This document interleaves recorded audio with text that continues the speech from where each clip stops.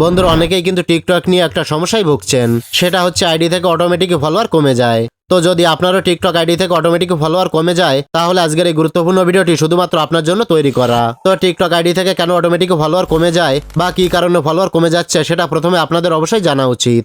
তারপর এটা কিভাবে সমাধান করতে হয় সেটা স্টেপ বাই স্টেপ আপনাকে দেখিয়ে দেব। তো টিকটক আইডি থেকে অটোমেটিক ফলোয়ার কমে যাওয়ার বেশ কিছু কারণ আছে।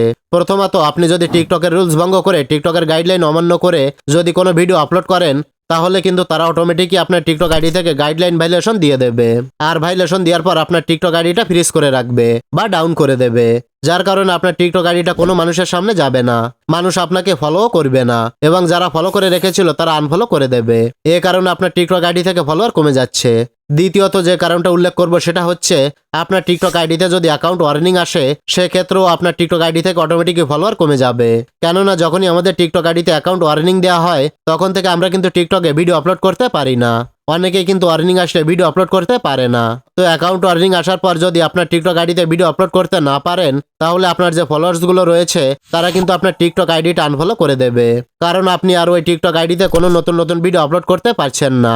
এজন্য আপনার ফলোয়ার্সরা কি করবে, আপনার টিকটক আইডিটা কিন্তু আনফলো করে দেবে।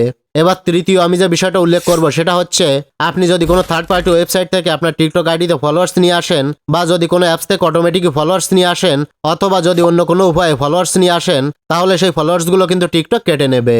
তো আপনারা অনেকেই এই যে থার্ড পার্টি ওয়েবসাইট থেকে ফলোয়ার্স নিয়ে আসেন, এই ফলোয়ার্সগুলো কিন্তু একসময় আপনার টিকটক আইডিতে থাকবে না, অটোমেটিকই কিন্তু ফলোয়ার্সগুলো কমে যাবে। মূলত এই কয়েকটা বিষয়ের কারণে আপনার টিকটক আইডি থেকে অটোমেটিক ফলোয়ার কমে যায়। তো এই কয়েকটি কারণ ছাড়াও যদি আপনার টিকটক আইডি থেকে অটোমেটিক ফলোয়ার কমে যায়, তাহলে আপনাকে যেটা করতে হবে, টিকটকের কাছে একটা মেসেজ সেন্ড করতে হবে। তাহলে এটা ঠিক করার জন্য যেটা করতে হবে, আপনাকে সরাসরি টিকটকে চলে আসতে হবে। তারপর নিচে থেকে প্রোফাইল অপশনে ক্লিক করে প্রোফাইলে প্রবেশ করবেন। প্রোফাইলে আসার পর উপরে লক্ষ্য করলে দেখতে পাবেন 3 লাইন মেনু দেওয়া রয়েছে। সিম্পলি এই 3 লাইন মেনুতে ক্লিক করবেন। তারপর নিচে থেকে সেটিংস অ্যান্ড প্রাইভেসিতে ক্লিক করবেন। সেটিংস অ্যান্ড প্রাইভেসিতে ক্লিক করলে এইরকম একটি ইন্টারফেস আপনার সামনে ওপেন হবে। তো এই পেজটা স্ক্রল করে একটু নিচের দিকে আসবেন। নিচের দিকে আসার পর এখানে দেখতে পাবেন একটা অপশন রয়েছে হেল্প সেন্টার। জাস্ট আপনি হেল্প সেন্টার অপশনে ক্লিক করবেন। ক্লিক করার পর ঠিক এমন একটি ইন্টারফেসে আপনাকে নিয়ে আসবে। তো এই পেজে আপনি অনেকগুলো অপশন দেখতে পাবেন। এই অপশনগুলো স্ক্রল করে একটু নিচে আসবেন। এই অপশনগুলোর ভিতরে দেখতে পাচ্ছেন একটা অপশন দেওয়া রয়েছে ফলোয়িং অ্যান্ড আনফলোয়িং। তো আমাদের যেহেতু অটোমেটিক ফলোয়ার কমে যাচ্ছে, সেহেতু এখান থেকে ফলোয়িং অ্যান্ড আনফলোয়িং এর উপর ক্লিক করব। ক্লিক করার পর এমন একটি ইন্টারফেসে নিয়ে আসবে। তো আপনি যেটা করবেন, সবার নিচে দেখতে পাচ্ছেন নিড মোর হেল্প নামে একটি অপশন দেওয়া রয়েছে। সিম্পলি আপনি নিড মোর হেল্প অপশনের উপর ক্লিক করবেন।